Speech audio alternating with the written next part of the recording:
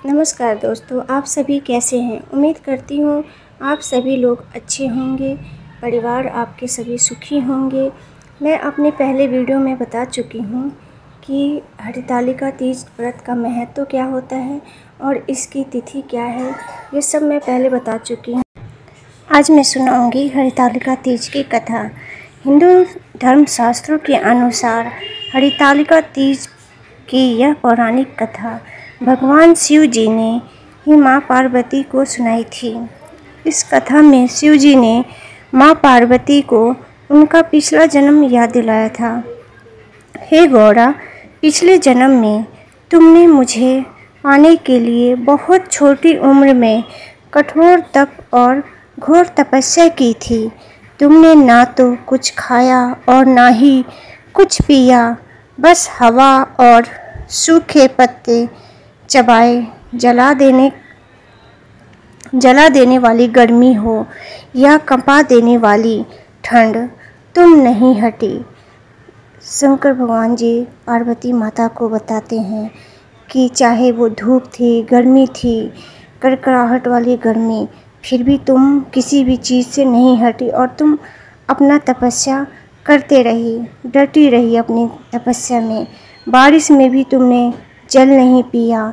तुम्हें इस हालत में देखकर तुम्हारे पिता दुखी थे। उनके दुखी होने के कारण, उनको दुखी देखकर नारद मुनि आए और कहा कि मैं भगवान विष्णु के भेजने पर यहाँ आया हूँ। वह आपकी कन्या से विवाह करना चाहते हैं। इस बारे में मैं आपकी राय जानना चाहता हूँ। नारद जी की बात सुनकर आपके पिता बोले, अगर भगवान विष्णु यह चाहते हैं तो उन्हें कोई आपत्ति नहीं है, परंतु जब तुम्हें इस विवाह के बारे में पता चला तो तुम दुखी हो गई।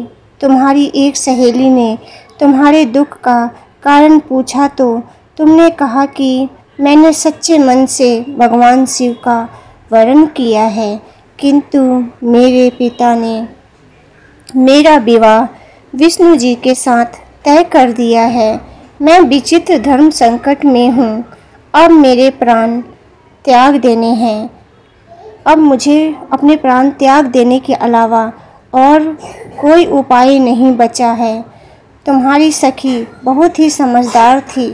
उसने कहा, प्राण छोड़ने का यह कारण ही क्या है। संकट के समय धैर्य से काम लेना चाहिए। भारतीय नारी के जीवन की सार्थकता इसी में है कि जिसे मन से पति रूप में एक बार वरण कर लिया, जीवन प्रयत्न उसी से विवाह करे। मैं तुम्हें घनघोर वन में ले चलती हूँ, जो साधना स्थल भी है और जहाँ तुम्हारे पिता तुम्हें खोज भी नहीं पाएंगे। मुझे पूर्ण विश्वास है कि ईश्वर अवश्य ही तुम्हारी सहायता करेंगे। तुमने ऐसा ही किया। पार्वती माता ने ऐसा ही किया।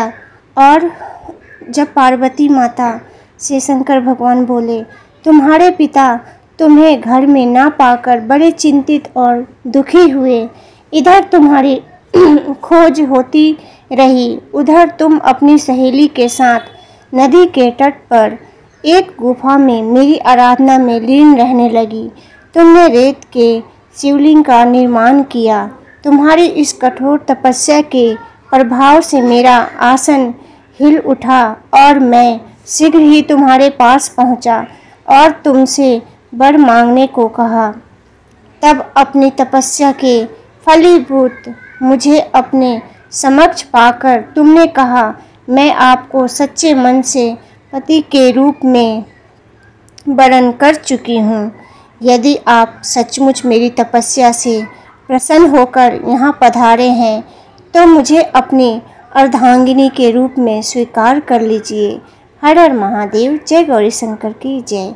तब तथास्तु कहकर मैं कैलाश पर्वत पर लौट गया। उसी समय गिरिराज अपने बंधु बांधवों के साथ तुम्हें खोजते हुए वहाँ पहुँचे।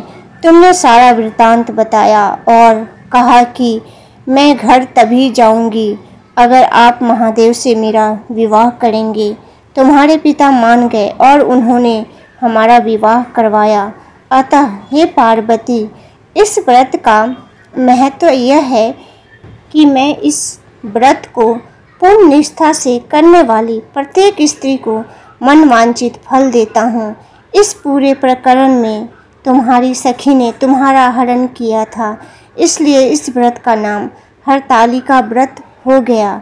इस व्रत को करने वाली महिलाएं माता पार्वती के सम्मान ही सुखपूर्वक परिपूर्ण तरीके से पति रमन करके शिवलोक को जाती है। ऐसी व्रत से जुड़ी मान्यता है। जय हे शिव शंकर भगवान की जय, है गौरी माता की जय।